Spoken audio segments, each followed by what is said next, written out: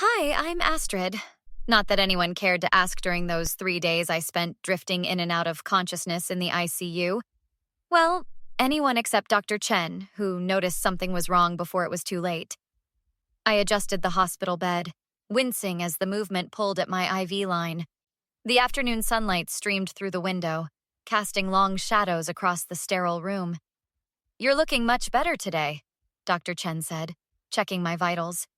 Her dark eyes were kind but concerned behind her glasses. "Your oxygen levels are stable now. How's your breathing?"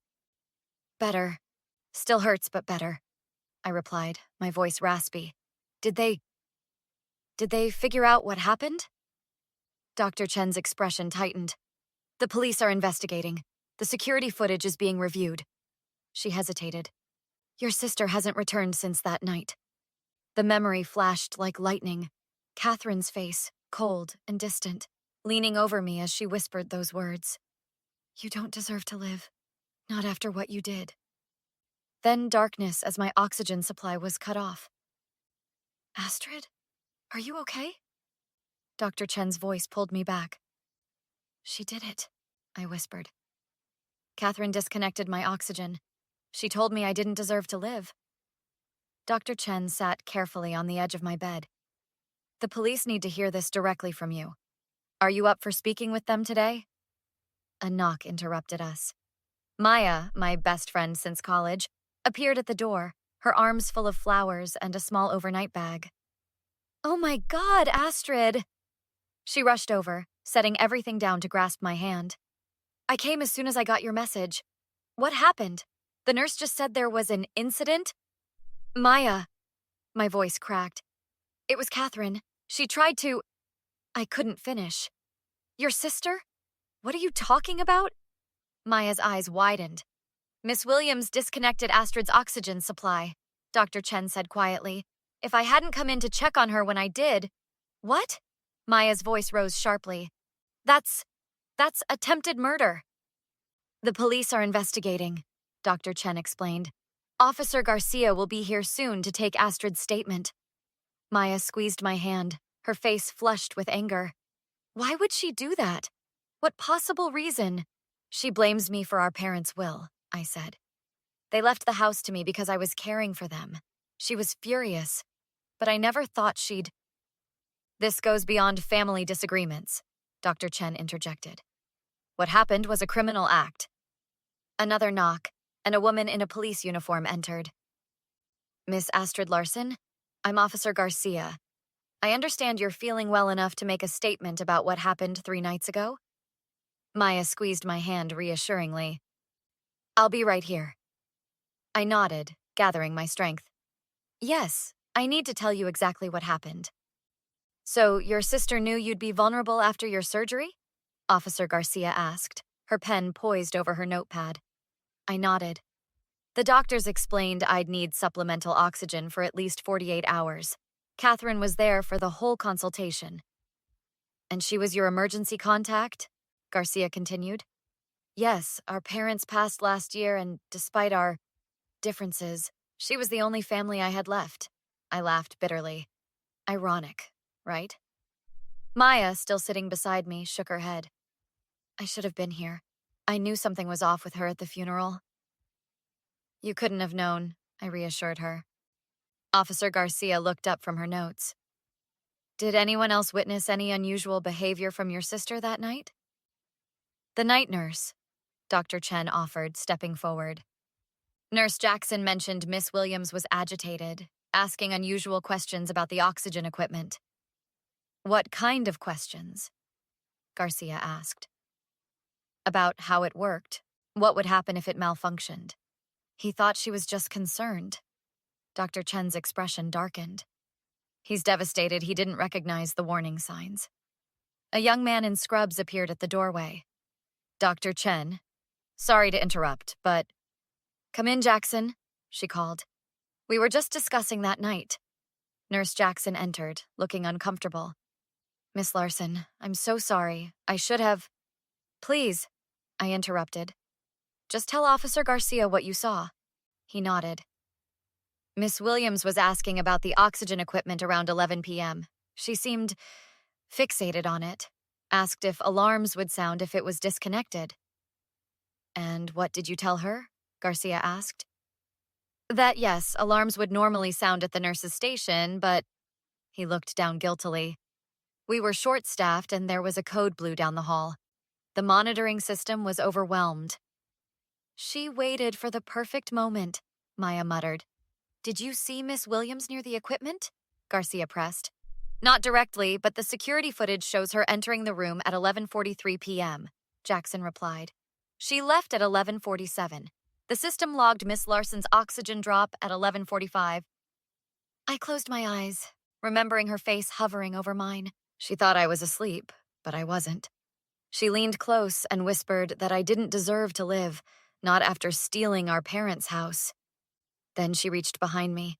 I tried to call out, but I was still weak from surgery. How long until someone responded? Garcia asked. 17 minutes, Dr. Chen answered, her voice tight. I was checking on another patient when I noticed Astrid's oxygen levels hadn't been updated in the system. When I came in, she was in respiratory distress. If Dr. Chen hadn't come in when she did... Jackson trailed off. Garcia finished writing and looked up. We have enough to bring your sister in for questioning. The DA will likely press charges for attempted murder. Will I have to see her? I asked, my voice smaller than I intended. Eventually, yes, but not until you're stronger. Garcia stood. We'll find her, Miss Larson. She won't get away with this. As Garcia left, Maya turned to me. Have you heard from anyone else in the family about this? Our cousin Thomas called this morning, I replied. He's horrified. Said Catherine called him asking for money and a place to stay. Did he help her? Dr. Chen asked sharply. No, he told her to turn herself in. I squeezed Maya's hand. At least not everyone's against me. No one's against you, Maya insisted. What Catherine did was monstrous. This isn't about sides. It's about right and wrong. 2 weeks later, I sat in the courthouse waiting room, my hands trembling despite my attempts to appear composed. Maya sat beside me while Thomas paced near the window. You don't have to do this today, Maya reminded me. Your written statement would be enough for the hearing. I need to look her in the eyes, I replied. I need her to see that she didn't win. Thomas stopped pacing. They found her at a motel near the state line. She was planning to run. Coward, Maya muttered. The door opened, and my lawyer, Miss Patel, entered. They're ready for us, Astrid. Are you sure you want to make your statement in person? Absolutely, I said, standing up straighter despite the lingering pain in my chest. Inside the courtroom, I avoided looking at the defense table until I was seated. When I finally turned, Catherine's eyes met mine. She looked smaller somehow, her face pale and drawn. For a moment, something like regret flickered across her features. The court calls Astrid Larson, the judge announced. After being sworn in, I described the night in detail.